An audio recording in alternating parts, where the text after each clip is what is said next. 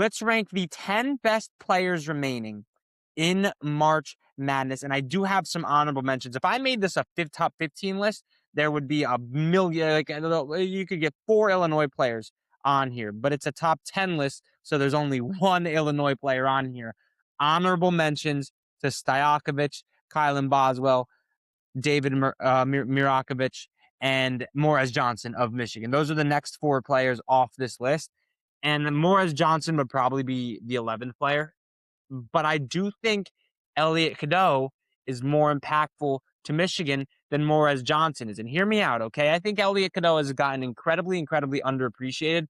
8-2 assist to turnover ratio, 40% from 3 in the NCAA tournament. He is the primary ball handler for one of the best teams in the country that's blowing teams out by 20. Now, it does help that he has one of the best front courts in the country, and he has struggled in the big games. Like, that is a narrative, and that became a narrative for a reason. Is it objectively true that Elliot Cadeau has struggled shooting the basketball at some of the biggest moments in his collegiate career? Against Duke at UNC, he was nowhere to be seen. Against Duke this year, he got hurt in the first half, but he still played through it. He didn't have his greatest game. Against Michigan State this year, he didn't have his greatest game.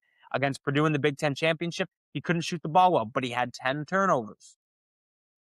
I think Elliot Cadeau is a great primary ball handler. He is the engine that makes that Michigan offense go in a similar way to Jaden Bradley. It's just Jaden Bradley's infinitely more clutch, and he's a better ball handler and a better passer of the ball, even though the numbers will indicate that. I love Elliot Cadeau. I think he is a dog. I think he's gonna be even better next year if Dusty May stays there, and maybe Dusty May goes to UNC and he brings Cadeau back with him. But either way, Elliot Cadeau is a top 10 player remaining in this tournament. I think he's become incredibly underappreciated.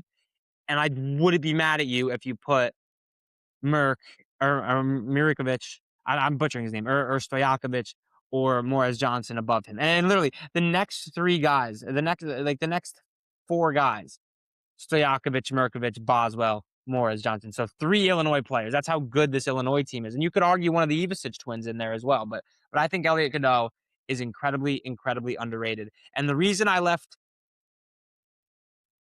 on the guards out, or the forwards out, like the reason I left Stojakovic and Morez Johnson and Boswell out, is because I want to give some respect to the big men in this tournament, Krivas and Mara. So I have Mara at 9, Krivas at 8. I think Krivas is a slightly better, slightly more skillful scorer. I think he's better defensively. Mara just has more blocks, and Michigan, I mean, he has more blocks. That's the only argument. Like, Krivas doesn't have Yaxel and Morez Johnson in the front court with him, although Koa Pete is an elite defender. Koa Pete wasn't healthy for a good, 2-3 weeks this season, and Arizona is the number 1 defensive efficiency team in the country, according to Torvik. Krivas anchors that. I also just put these 2 here because you have to respect the impact these 7-foot anchors can have on your total team defense. I don't think it's coincidental that both Arizona and Michigan are top 5 in defensive efficiency. Both have elite 7-footers. I don't think that's coincidental. Mara and Krivas, 9 and 8. These guys have been huge for their teams all season long. I think Krivas, like I said, over Mara, slightly better rebounder, slightly more skilled scorer, and I think he's a better defender. I think he's an all-around better big man than Mara is. Mara just has an inch on him, really. That's it. And Mara has a better front court defensively than Krivas does. But either way, I think it's marginal between these 2. I think you need to show some love. It's a big man's game in college basketball. Obviously, you need the guard play to complement it. But these 2 have been unbelievable, especially in this tournament run. They are unreal. 9 and 8 at Mara and Krivas at 8. Number 7. This could be a controversial one. This could be one that garners a lot of hate. I don't care. I'm doing it anyway. Alex Karaban is a top 7 player remaining in this Final Four in this NCAA tournament. UConn loses to UCLA without Alex Karaban. UConn loses to Michigan State without Karaban. Hell, he was 2 for 10 from the field against Duke. They lose that game without Alex Karaban. He made the right pass on that final shot, getting the ball back to Braylon Mullins. He also hit the second biggest shot of that game, the 3 a couple possessions before that.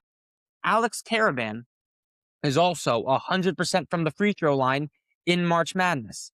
4-year starter, 2-time national championship. That is valuable. That is valuable. So yes, you have guys like maybe Morez Johnson's a more skillful scorer. I'm not even going to say that. Alex Karaban is a top 7 player. Top 7 player still in college basketball. You can argue him higher than this, but I want to give respect to the Arizona guys. I really want to give respect to the Arizona guys. But I love Alex Karaban. even though he's going to be working a 9 to 5 in probably 3, 4 months. He has been unbelievable for UConn. He's been their most consistent player besides Terrace Reed, and we will get into him later. He has been clutch. You have seen the experience paying off late in games with the free throws against Michigan State, the 3 against Michigan State, and a career high against UCLA when Terrace Reed was getting shut down in the first half. He has been a baller for UConn. He is a top 10 player. He's the 7th best player remaining. I am taking the freshman Koa Pete over him, though. He's just more athletic. He's a more skillful scorer in the paint and in the post, and an elite defender. Trey Kaufman-Renn was like 4 for 15 from the field in the Elite Eight. I remember he locked up Joshua Jefferson. I talked about on yesterday's episode. I won't go too far into it, but Koa Pete is one of the best defenders on the wing in this sport. He has great touch around the basket. He's obviously an athletic freak, and he's playing his best basketball of the season in March in the second weekend, averaging 3 more points per game than he did all year, coming off of back-to-back 20 burgers, averaging 61% from the field in the Elite Eight and Sweet 16. Koa Pete is an underrated NBA prospect as well. In my opinion, great athletically. If he can get a jumper from the outside, he could be a real problem at the next level. He is a dog. And just above him, I have Braden Burries.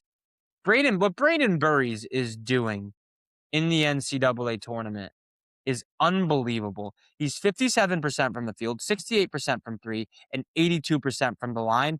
That complements a 50-40-80 shooting split on the season as a whole. He's the best 3-point shooter Arizona has. Arizona is the best team still remaining, in my opinion. He's their leading scorer. Great burst, great quickness, great ball handling, great shot creation. That dude is a stud. How does it translate at the NBA level? We'll see. He's a little bit undersized, but Braden Burries has been unbelievable for this Arizona team, and he's not even the best guard on the squad. That would be Jaden Bradley, who was the most clutch player remaining in this tournament. We saw it against Iowa State. We saw it against BYU earlier in the season. Every time Arizona has needed a big bucket, Jaden Bradley has been there to answer the call. I think both of those guys are top 5 players remaining in this Final Four, and Jaden Bradley especially is just such a dog. And box score watchers won't see it, but true ball knowers that have watched Jaden Bradley and watched Arizona this season just know how influential he is, how impactful he is to that team. Underrated defender as well, but he is the engine that makes that offense go.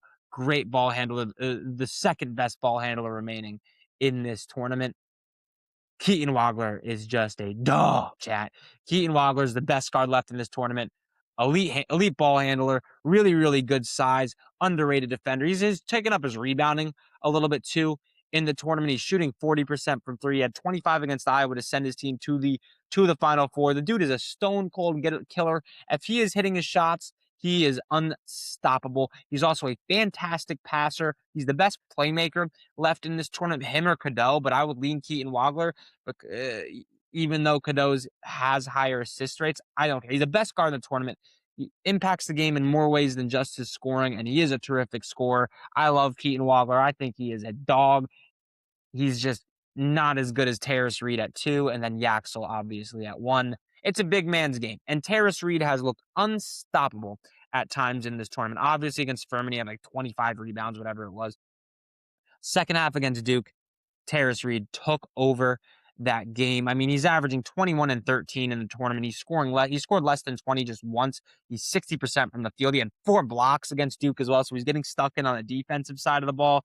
He's been ridiculous. He's the 2nd best player in this tournament. And then Yaxel's the best, and I don't really think it's debatable. The dude's averaging 25 and 8 over the last 3 games. He's a man amongst boys. Literally, he's the best player remaining in this tournament. Oh, yeah, and he's shooting like 50% from 3 in March Madness. He has been unstoppable, athletic freak, and nasty on the defensive side of the ball as well. Yaxel Lendenborg is the best player remaining in this tournament. Those are my top 10 players, man. Make sure you like and subscribe if you made it this far. Check out some of my other videos as well. I got daily sports content. We got a lot of NFL draft stuff coming as well, so make sure you subscribe if you're watching on YouTube.